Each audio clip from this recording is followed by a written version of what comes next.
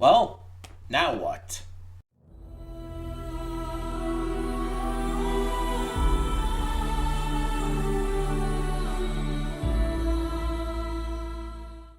Hey everyone, welcome to Princess Gay. I'm your host Connie, and today we are here with episode 8 of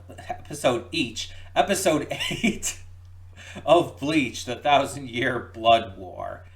Episode each. What a weird mistake to make. But yeah, episode 8 of Bleach, Thousand Year Blood War.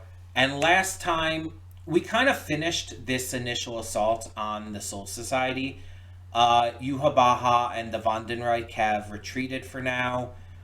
And they still plan to, I guess, take in Ichigo later, but all the circumstances, and apparently they can only stay out of their place for a certain amount of time, so they had to retreat for now.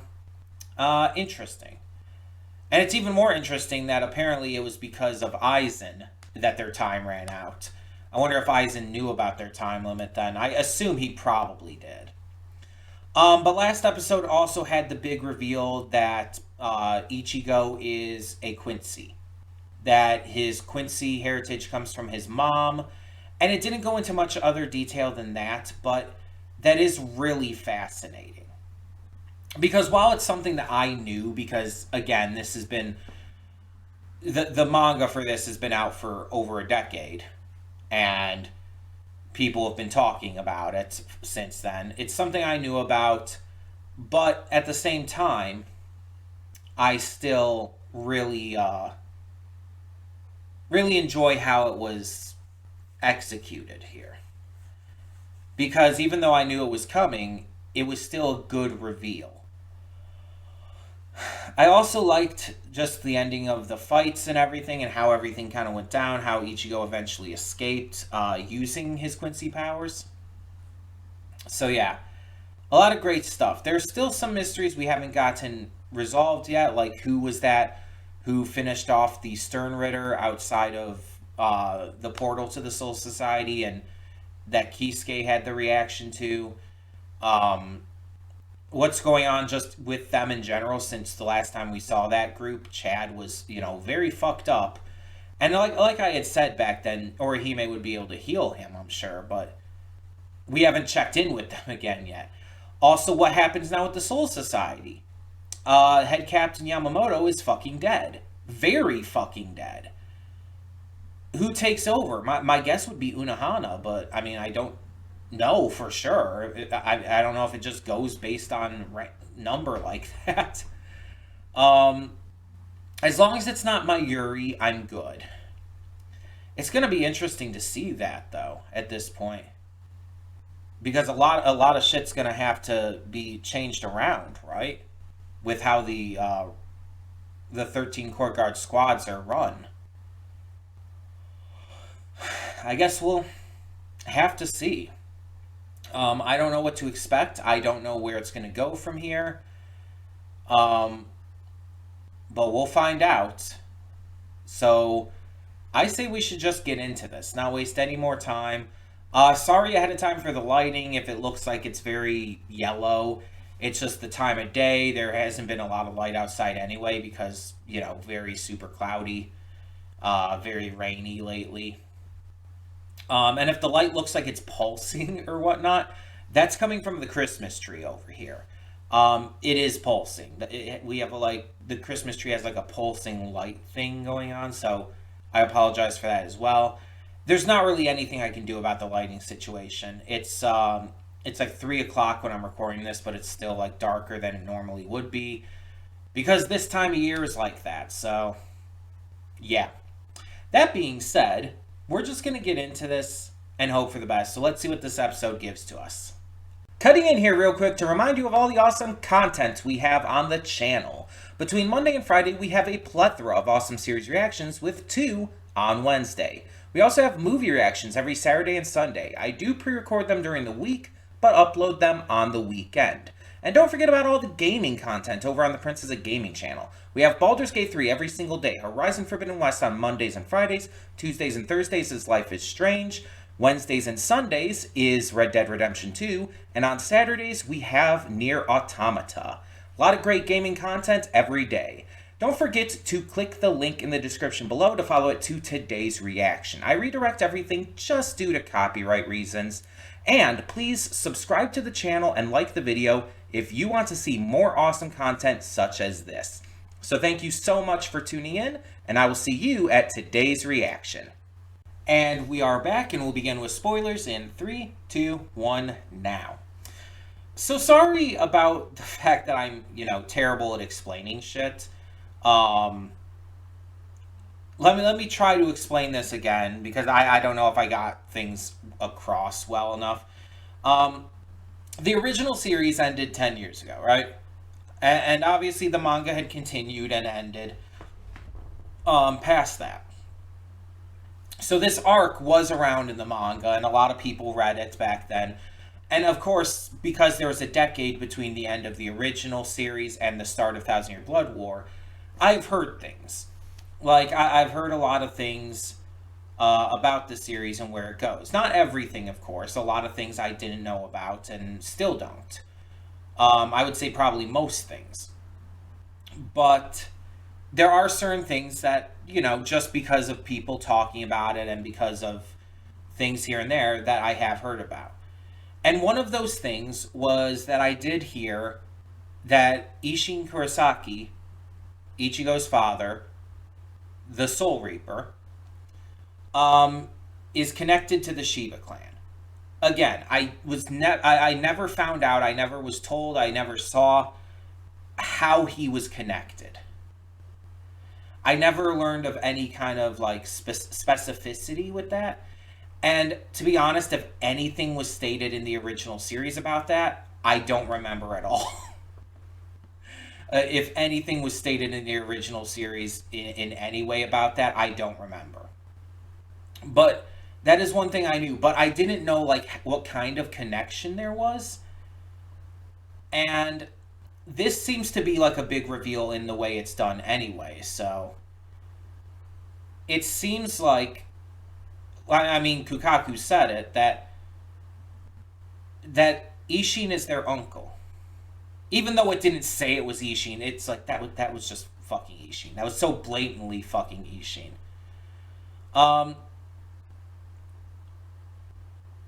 So if Isshin is their uncle and Ichigo is their cousin, that means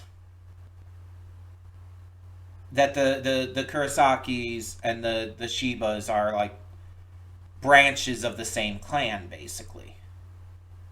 And this is definitely not something we knew back when Ichigo first came to the Soul Society and met Kukaku and Ganju. And I kind of wonder, did they know who Ichigo was? Did they know that Ichigo was their cousin back then? Or is that something they found out since? That's really interesting, though. And so I kind of assume then that they know about him being a Quincy, right? Or maybe they don't. But if Isshin is their uncle, then Misaki, I think her name is, the mom, she's their aunt. So I feel like they would know her. They would have known her and would have known she was a Quincy, I assume. Which means that there's just a lot that they have just, hidden from all their interactions with Ichigo in the past and all. Okay. And I believe that was definitely Isshin who was there with Kisuke, Chad, and Orihime. I believe that was him who's there. And they're trying to hide it for some reason. I don't know why they're trying to hide it. Like some big surprise coming up or something with that. But that's very interesting. Because we know Isshin is a Soul Reaper. That was revealed in the original series. I did look that up in one of the when I recorded one of the previous episodes just to make sure. Like, that was revealed during the first series. The first series. But actually, now I think about it, did Ichigo ever find that out? Did he know? I think he did. I thought he did. I swear he knows. I don't. I guess we'll have to see. I guess we'll have to wait and see. Um, but yeah, I just wanted to like talk about that first because that like was what where my mind was. But let's talk about some other stuff. So Byakuya is alive. He was the one I was worried about more than any of the others. Byakuya is alive, and he's going to be able to survive with help from Squad Zero, who we'll talk about in a minute here. But we get to see kind of the aftermath of everything in this episode with like Unohana and Isane and their squad helping heal everybody. And we get to see how Ichigo's dealing with the loss of his Zanpakuto, but also the news of him being a Quincy. We get to see how the other captains are dealing with things. It's crazy. It's pretty insane what's going on here. And I'm very curious as to exactly how things are going to go now that the power structure and everything has been kind of changed. But during all of this, we get the introduction of Squad Zero, who are they're stronger than every other squad, seemingly put together. They're like insane to the point where they directly protect the the palace where the Soul King resides and protect him directly. Which is why they didn't come down during the battle that was ensuing, because they were up there just in preparation to do their jobs if necessary. Their jobs were actively to not come down. So it makes sense. But there's only 5 of them, period. And it's not quite clear if there can be like more added in or if they can get replaced. But at least right now, especially considering we find out like their bones and everything. But for right now, it seems like there's just the 5 of them, and it seems like there's always kind of just been these 5 specifically. And we see that one of the dudes is kind of like this kind of delinquent designed character, and he apparently taught Unohana. There's this beautiful woman character who seems like she has like a robotic arm or something, and she taught Mayuri. So that means we have a healer and a scientist in Squad Zero. We have the big guy with the long beard. We have another woman who Shinji directly knows from the past, although she looks different than she did back when he last saw her. It's like we have a really interesting squad. And they're all captains, and again, they're all stronger than the entire rest of the 13 Court Guard squads put together, which is insane to think about. But it also makes sense considering what their job is. And so they all have their own palaces as well up there, under the Soul Kings. And while they're up there, Ichigo and the others are taken specifically to the one guy's palace to heal. Because he has these special hot springs that can heal people with, like, dips between them and everything. And that's kind of what's going on now, I guess. But it's kind of chaotic with everything else happening, and again, just the loss of Yamamoto and all. Interestingly enough, Shunsui is taking kind of charge at the moment, while everyone else is arguing and fighting, and let's be honest, Soifan is being kind of a nuisance. He's actually, controlling everybody and keeping everybody, focused. He's not going to end up replacing Yamamoto, is he? Because That's a wild choice. I'm not like opposed to it by anything. I like Shinsuke Karaku, but I would not have thought him. I would have thought Unohana. Like, she just seems like she would probably be the most believable next in line. But if he's the one who's kind of taking charge right now, it also kind of would make sense if it ended up being him. Like, if he brings, like, the squads back into a good place and everything, I guess we'll end up seeing, but. Um, it sounds weird, but I kind of like seeing them fight.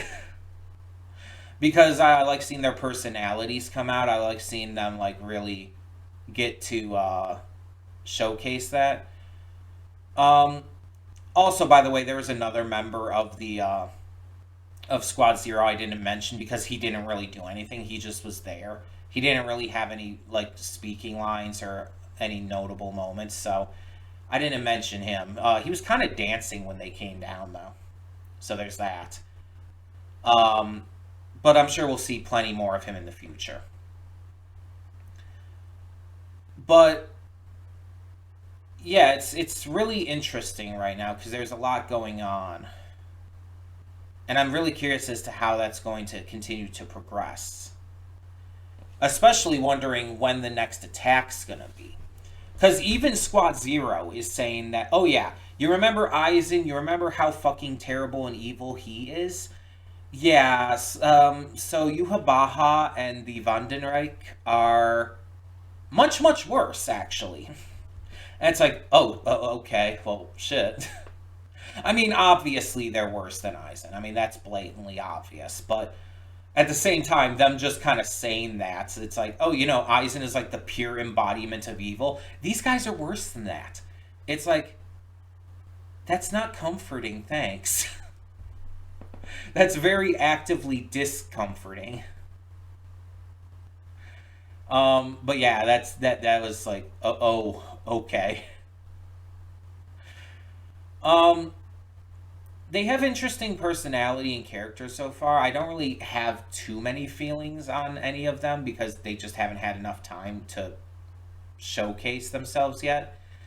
I will say though, the one lady, the one who I guess trained Mayuri, um, she's hot. Like, there's that. She's very attractive. Also, I like the prosthetic arm. Like, I just always love that shit. The guy with the long beard, the bald head, and everything, he seems like very nice and fun. The delinquent guy is a delinquent guy. Like, he really lives up to that character archetype. Again, the one guy we didn't really get to see enough of. But then there's the other woman who seems very cheery, very happy. Shinji was definitely surprised to see her.